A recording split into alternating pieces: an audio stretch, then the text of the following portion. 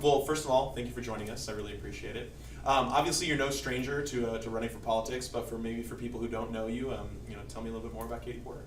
I am a mom of 3 kids. I live in Orange County, California, in a purple area, represented about half Democrats and half Republicans in the U.S. Congress for 6 years. And in Congress, I think I was best known for my work on oversight, making sure the government is accountable to the people, accountable to taxpayers, is doing what it's supposed to be doing. So sometimes I used a whiteboard, sometimes I just used words, but trying to make sure whether it was making sure COVID testing wasn't costing families, making sure COVID testing was free, whether it was making sure our government was doing what it promised. That's really what I'm running for governor to do, is to keep up that work. And so you announced your candidacy rather early. We were talking about this a little bit ago. Why jump in when you did? I mean, this many months out from Election Day. Well, we have some candidates who've been running for governor for I think 3 years already. So it's a year from the primary election. Right now it'll be next June. And so this is a big state with a lot of diverse communities, a lot of interesting people, a lot of big ideas, and some real challenges. So if you're serious about making California a better place for families, a better place for kids, a place that people want to move to, then you need to do the work. And that work takes time, and it takes a lot of listening. So we'll talk a little bit about the Senate run a little bit later on in this, but you've obviously run for a statewide office before. What about this race for governor feels different this time, maybe compared to the Senate run or even just for Congress? Well, when I launched my first campaign, it was only 6 or 7 years ago. It was for Congress in 2018, right after Donald Trump had been elected the first time. And so I'm inspired again by that same energy. Trump is attacking Californians, and it's hurting all of us, whether you supported President Trump or not. He's still hurting us. He's hurting our economy. He's threatening our agricultural economy with his attacks on immigrants, for example. And so I want to make sure that California can thrive. I really care about making sure that we have a strong and stable economy. It's not enough that California is the 4th or 5th biggest economy. I want to have the best economy. And that means making sure that we have jobs for today, but also jobs for the future, and making sure that people can afford to live here. Housing in California is too expensive, not just in the coast, not just in San Francisco. Housing is too expensive for families right here in Bakersfield. And so you touched on it a little bit there ago, but what are some of the biggest issues facing California in your mind? Well, cost of living is number one. That's why people are moving out or not moving here. We see this even at our University of California or Cal States.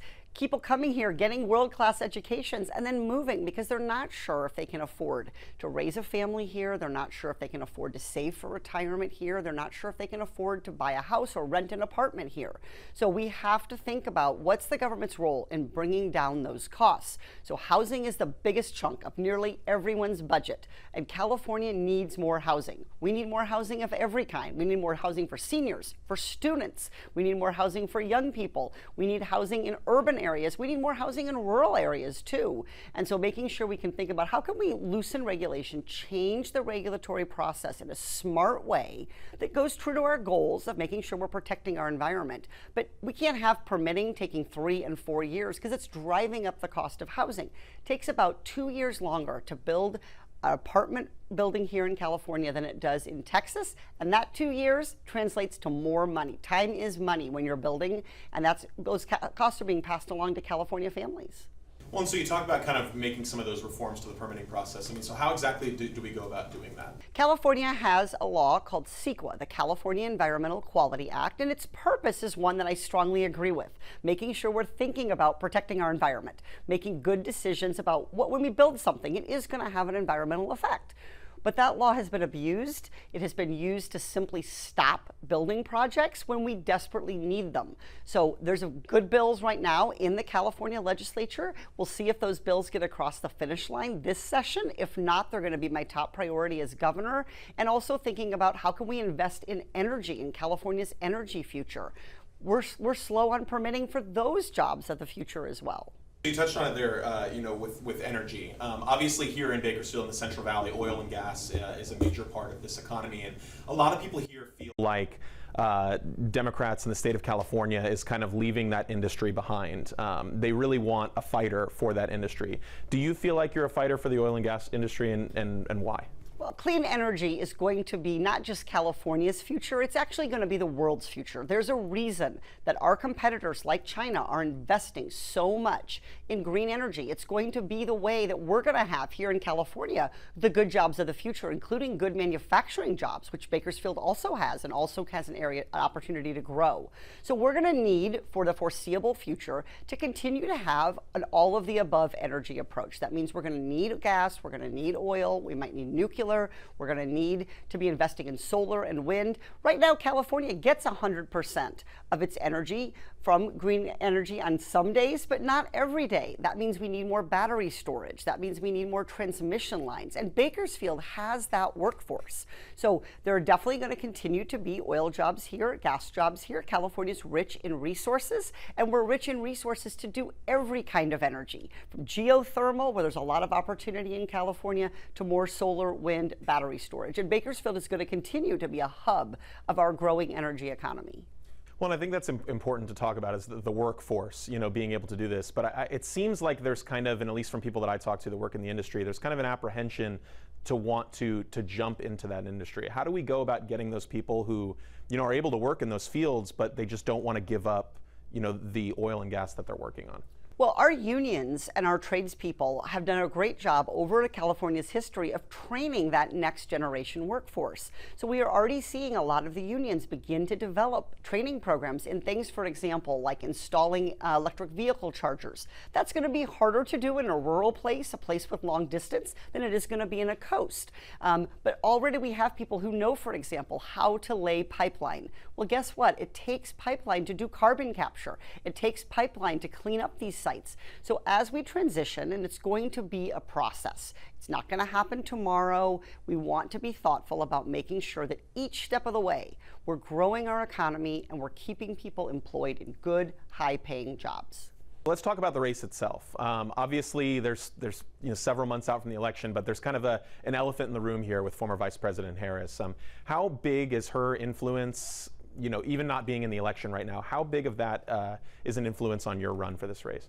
Right now, what we're seeing is President Trump attacking California, and those attacks are not happening at some point in the future or later in the summer. They're happening right now. Our immigrants, communities, people who are U.S. citizens are having their rights violated in some cases.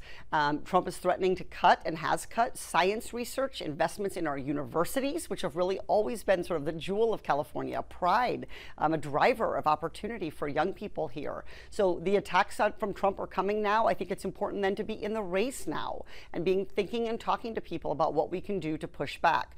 Medicaid funding is on the chopping block in Congress. That affects a whole lot of Californians who count on that to help them get health care.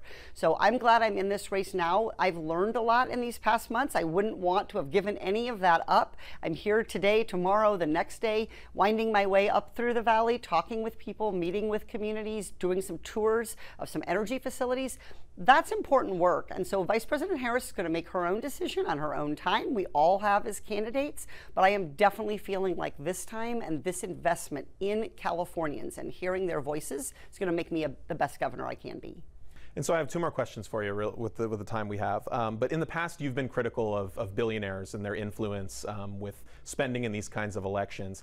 What can you say to voters who may feel like that influence is just too strong, and how can you assure them that you'll be able to beat them this time around? I am the only candidate in this governor's race who has made the decision to not take corporate money. And the reason is that my job is to represent all of California. Lots of people work at corporations. We need corporations from small to large to power our economy. I want California businesses to grow and thrive.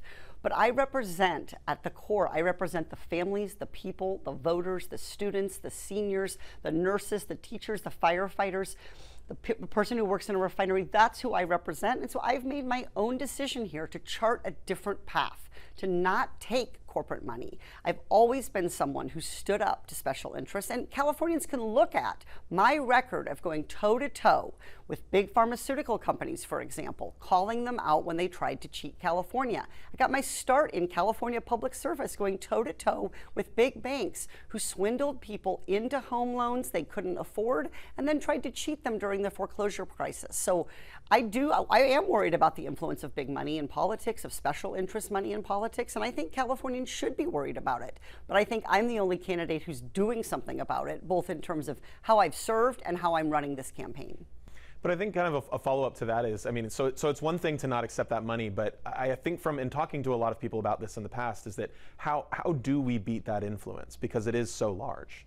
Well, look, corporations make money and they give money, they spend money only when they think it's a good investment. So I think we have to assume if they're spending that money, they think they're getting something on the back end. And I always tell corporations, I want to hear your good ideas. I want to help you grow, just like I want to help nonprofits and hospitals and schools. But it's just not for sale. And I think that is really, really important. I have had lots of important and interesting and helpful conversations where I have had business leaders across the state talk to me about why it's hard to do business in California, what they need to be able to add on, to expand here, to create new jobs here. So those conversations are going to continue, but I think it is very hard for the American public when they see hundreds of thousands of dollars going into campaigns from corporate America to think that someone's going to prioritize the workers, whether they can make ends meet, whether they can find childcare, whether they can afford to retire, over those short-term corporate profits. I want a long-term growing business economy in California. And so the final question I have for you is, before the camera started rolling, we were talking about, how much you love, Bakersfield in the Central Valley.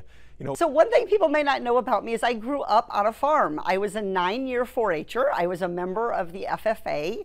I grew up on a farm that had cows and pigs and corn and soybeans in Iowa. So this is obviously very different. It's a lot easier to stop along the road and get some fruit and nuts and tasty treats. But so I grew up on a farm. I understand what it's like to live in a community where politicians don't often visit and they don't often think about what you need. So I grew up in an area where rural water came to my community. We had a well growing up. That was a huge change in terms of the safety of our drinking water.